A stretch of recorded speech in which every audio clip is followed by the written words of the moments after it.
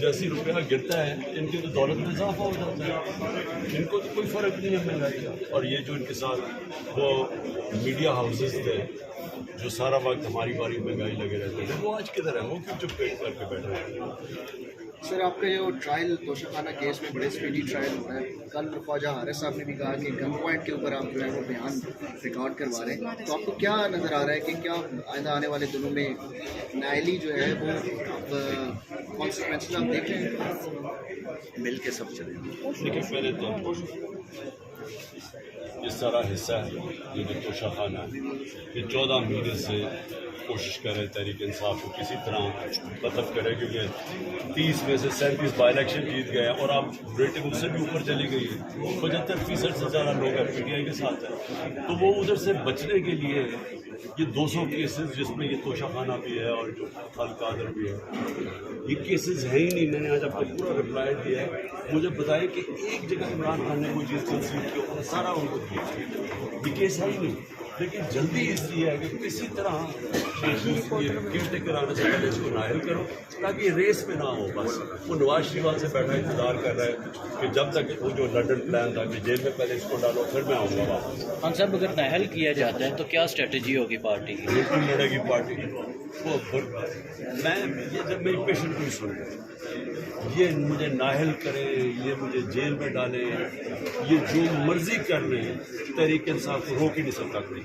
अच्छा, दास के साथ साथ आपको लग रहा है कि ये केयर टेकर सेटअप लागी को इंतखाबात करवाने के लिए ला रहे हैं या कुछ लंबा टेन्योर इनका प्लान? देखो, अगर तो इनका कोई भी इलेक्शन का होता इलेक्शन तो 14 मई का आइन कहता था, सुप्रीम कोर्ट इलेक्शन करवा देते लाहौर।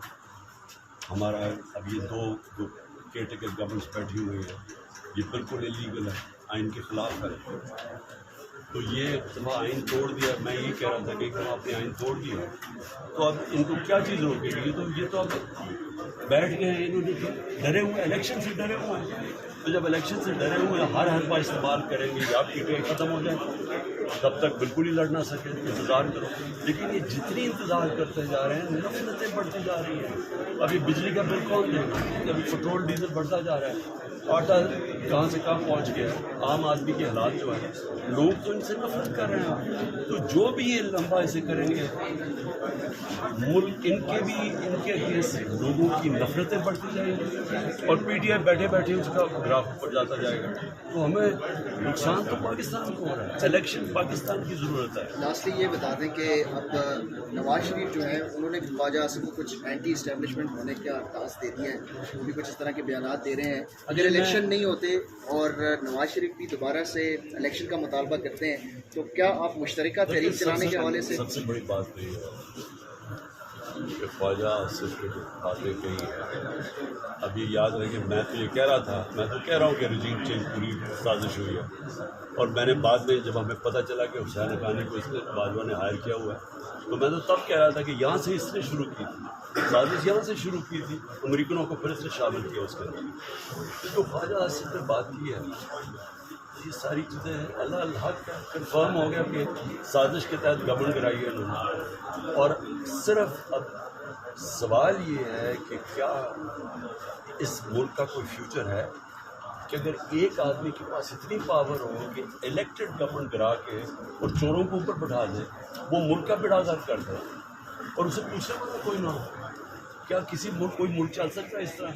सवाल तो ये है, कोई मुल्क दुनिया में तरक्की कर सकता है, उसकी कोई चांस है ऊपर जाने की, जैसे एक सुपर पावर बैठी हुई है, सुपर किंग, वो जो अंदर से बंद कमरे में जो फैसला, अच्छा जी उसको एक्सटेंशन चाहिए, शहबाज शरीफ ने एक्सटेंशन का वादा किया, चलो जी गवर्नमेंट गिरा दो, और वो नतीजा अब आप सबके सामने है। सर, इसहाक डार के हवाले से कह रहे हैं कि उसको निगरान वज़ीर आज़म बनाया जा रहा है, और अपोजिशन की तरफ से भी कहा गया कि वो मुआशी तौर पे मैच्योर हैं, तो उस हवाले से क्या कहते हैं? इसहाक डार को क्या वो नवाज शरीफ को ला के बैठा के वज़ीर आज़म बना दो? अगर आपने यही करना है, केयर टेकर का तो मकसद होता है कोई न्यूट्रल अंपायर आके इलेक्शन करवाए। इन्होंने तो वो मकसद ही ख़त्म कर दिया केयर टेकर का, जिसको मर्जी लें।